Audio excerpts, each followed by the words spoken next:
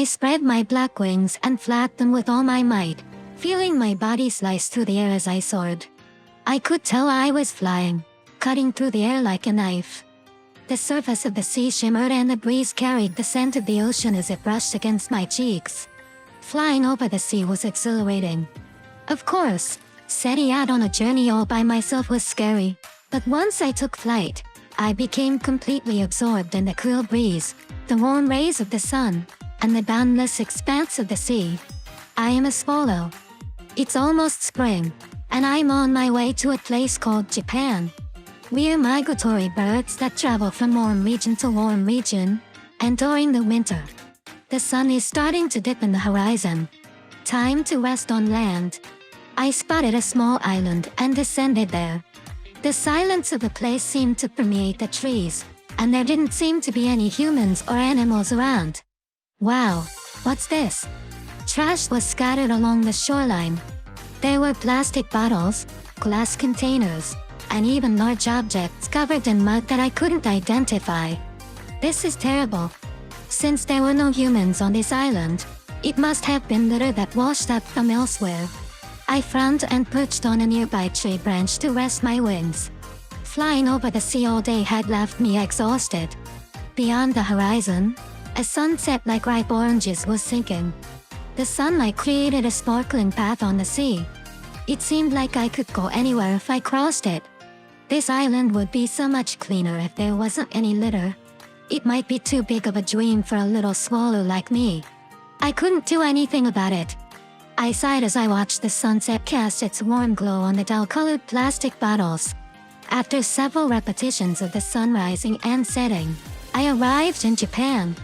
My home was in a children's center in a bustling city where cars and people were constantly coming and going. I didn't really understand what a children's center was. It was just a place where young children came to play, laugh, sometimes fight, and then go home. That's what it seemed like. Look, there he is. Mr. Swallow came to visit us again. A woman wearing an apron arrived with a few children under the nest. She seemed to work at the children's center. Mr. Swallow knows that it's safe around where humans live, so he comes back here every year. Mr. Swallow is said to bring happiness to everyone. Hey, look! His cheeks are red. His tail is sticking up. The children cheered and laughed. I felt proud of my tail being praised and peeked out from the nest. Then, my eyes met those of one of the children. He was a small, slender boy wearing a worn-out t-shirt. Unlike the others, he just gazed at me without smiling or laughing. Well, everyone, shall we read a story today with Mr. Swallow in it? The woman smiled warmly and led the children inside the room. My nest was right by the window, so I could hear the woman reading the story even from outside. She had a clear and cheerful voice as she read a story called The Happy Prince. In a certain town, there was a statue known as the Happy Prince. It was a beautiful statue of a prince with sapphire eyes, a sword with a ruby, and his entire body covered in gold leaf. The swallow, who tried to rest at the feet of the statue, learned that the prince was troubled by the unhappiness of the townspeople. The prince asked the swallow to take his jewels to the needy in the town. The swallow delivered the sapphire eyes to a little match girl and a ruby from the sword to a house with a sick child. The swallow decided not to go south. Instead, he stayed to tell the prince about the town. The prince asked the swallow to remove the gold leaf from his body and share it with the poor. The swallow flew around the town, delivering the gold leaf. Winter came, and the prince, now shabby and forgotten, and the swallow, weakened by the cold, both died. However, their selfless deeds were recognized by God, and they eventually found happiness in heaven. That was a splendid swallow. I secretly felt proud but also a little sad. I wondered how the swallow felt when he peeled off the prince's gold leaf. If only everyone could have lived happily without having to share the prince's jewels and gold. After the story was over, I decided to check on the surroundings. I spread my wings and soared high in the sky, looking down at the tall buildings. The humans, who had seemed so large when I was in my nest, now appeared tiny. Even if new buildings were constructed and trees were cut down in this place, human activity continued relentlessly. Hey, there's a swallow in a place like this. On the rooftop of an apartment building, a single swallow perched on a clothesline pole. Hey there, what's wrong? The swallow was a male, and his tail drooped dejectedly. My nest is gone. Your nest? Why? Human beings, they destroyed my nest. Tears welled up in his eyes. I haven't done anything wrong. I was just raising my chicks in the nest for a little while. Lately, things like this had been happening frequently. Humans complaining about droppings would destroy nests, and it was a matter of life and death for swallows. I, too, tried my best to be careful when doing my business. I wish humans would just disappear. It's not like that. There are kind humans too. Kind humans wouldn't destroy my nest, would they? He seemed completely disheartened. I thought for a moment and had an idea. Hey, why don't you use my nest for a while? It'll be safe, and you'll see that there are kind humans around. I tried to comfort him and, somewhat forcibly, led him to my nest. When I returned to my nest, I noticed that newspaper had been spread just below it, probably to prevent the road from getting dirty from droppings. See? There are people who care about us. But he snorted in disdain. I couldn't help but sigh. Hey, humans aren't as bad as you think. Well, there's some bad ones, sure. But there are good ones too. He pointed to a thicket on the roadside. There, empty cans and plastic bottles were scattered. All of that is discarded by humans. If you came here after crossing the sea, you must understand, right? I recalled the amount of trash I saw on that island. Furthermore, trees are disappearing everywhere. Humans are responsible for that too. On my way here, I saw humans with guns in the mountains. What are guns? Tools to kill animals. They can kill deer and even large bears with a single shot. Wow. Such tools were terrifying beyond words. Well, this is a city, so there are no people carrying those things. You see, humans are bad. They only think about using us animals and other plants to make their lives easier. I couldn't say anything anymore. Humans who destroy nature and kill animals. Humans who warmly welcome me every year. Which ones are the true humans?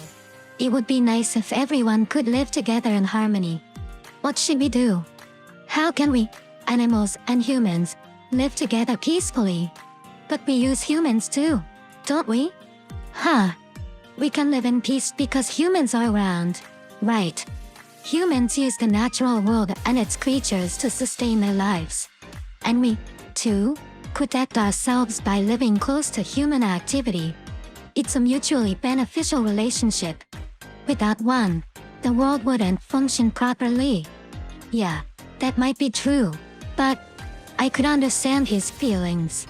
After all, his nest had been destroyed by humans, so it was natural for him to resent and hate them. But I wanted him to know that humans weren't just that. Even if he couldn't understand, I wanted him to keep it in a corner of his mind. Hey, look! I leaned forward in response to a child's excited voice. There was the tired-looking boy in the worn t-shirt who had been brought to see the nest by the woman from the children's center earlier. Beside him was a woman who didn't seem to be from the center, probably his mother. She wore plain clothes, and her hair was tied up in a few places, looking somewhat tired for her age. "Mr.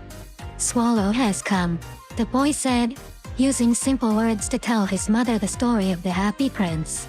"So, you see, Mr. Swallow will come to help us too. He'll bring us rubies, sapphires, and gold. And then," he smiled and told his mother, "we'll buy a blue school bag." The mother, her eyes widening, crouched down to meet her son's gaze. "You don't need to worry about that. It's all right. I'll make sure to buy it for you by next spring. But Mom, I know your job is tough, right? Mr. Swallow will help us, so it's okay." That innocent smile not only touched the mother's heart but also squeezed our own. Surely, They must not be leading very prosperous lives. The mother had probably been trying not to let her son notice, but the boy had likely figured it out. I don't really understand human systems, but I think Grand Osaru referred to those small bags that young children often carry on their backs. Maybe everyone needs to buy one. MR. Swallow. Well, that would be nice. The mother smiled gently and then patted the boy's head before getting up. Shall we buy some croquettes today? Yeah. The two of them held hands as they walked away. The orange sunset illuminated the sky. You know, that kid seems to really believe that we'll bring happiness. He whispered that to me softly. Yeah, I want to help, but there's not much we can do. Gems? They're those shiny, colorful stones, right? Yeah, but we can't carry gems. So, I think the swallow from the Happy Prince is amazing. Gems are heavy, right? Isn't that different? Where would you even get gems? Certainly. There's not much we swallows can do. It's difficult, no, impossible to fundamentally change their lives. Well then, at least, is there something we can do? Something we can do? I mean, if possible, it would be nice if that child and his mother could both smile. Hey, what do you think? How about something like this? He, who hadn't liked humans much, had somehow become eager to participate in this clan. He turned out to be quite a kind soul. The next day, I found that kid's house. It's a big old square building on the corner. Was there a window? Yeah, and there was a small room that jutted out. A balcony, perhaps? Convenient. How about that side? It's perfect. The other swallows around there seemed enthusiastic, so it might turn out to be interesting. The plan was proceeding steadily. It wouldn't change much, but it was a plan where someone might become a little happier. The operation is tomorrow. When the sun is highest in the sky tomorrow, and the chime rings, we all go together. Okay. He nodded, closing one eye. That must be a human thing called a wink.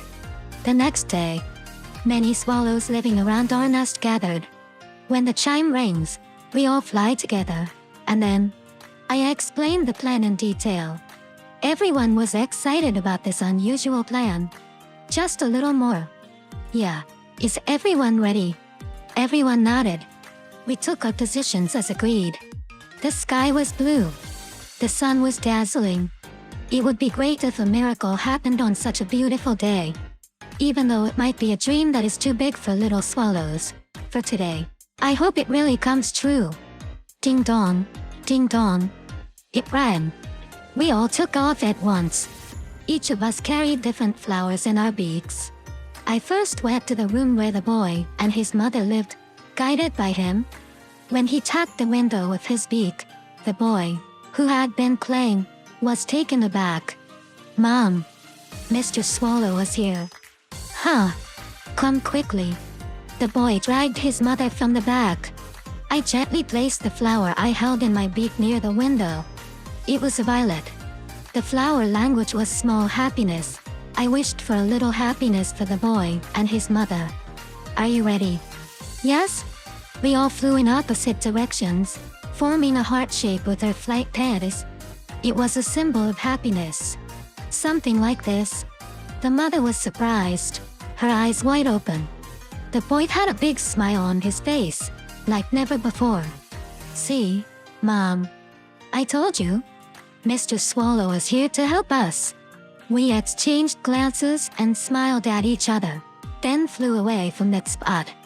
Around the houses where that mother and child lived, our fellow swallows were also delivering flowers. The types of flowers were different, but they all had one thing in common. Their flower language was related to happiness. Each flower has its own flower language, as humans have taught us. That's what the swallow flying beside me, told me. He was very knowledgeable about flower language. When picking flowers, he spoke to the flowers that were already nearing the end of their bloom, asking for their cooperation. Everyone cooperated willingly, saying, with all my heart. When I asked him why he was so knowledgeable about flower language, he gave me this answer. The house where my nest used to be was lived in by an old lady until last year. She used to be so happy when I came. She always did her sewing by the window and watered the flowers in the garden. At that time, she often talked to the flowers in a monologue. She would say something like, "Dandelion represents true love," and so on. He looked a little lonely as he said that. In hindsight, there's no way that old lady would have destroyed my nest. So, she must have gone somewhere far away. "We probably won't see her again," he said with a sad look. That face is still burned into my eyelids. "You know," I said to the swallow flying beside me. He looked at me. "What is it?" "You know." I searched for words of encouragement but couldn't find any. In the end, all I could come up with were ordinary words. But I put all my feelings into those 5 simple letters. "Thank you." "Sure." He turned away, maybe because he was shy. Suddenly, 2 swallows flew over from the other side. Both of them were female. "Hey, did you guys come up with this plan? It's really wonderful. I've always wanted to repay humans." They praised us with sparkling eyes. "But why did you think of doing something like this?" He and I looked at each other, then smiled. Without any coordination, the voices of our 2 swallows merged into one. "So that humans and the animals can live together in harmony. Delivering flowers might not change anything. But if, even for a moment, those who are stuck in the present can turn towards the future with their help, if that could happen, it would make us very happy. How can humans and the animals live together peacefully?" I had pondered this when he said, "Humans are bad." The answer is simple. Just slightly shave off a tiny piece of your own heart, crush it, and share it with those around you. Just a tiny bit is enough. If everyone in this world, humans, animals, adults, children, did that, I feel like this world would become gentler, more beautiful, brighter, and happier than it is now. Even though it might be a dream that is too big for little swallows. What I want to say is, anyone can become someone else's happy prince.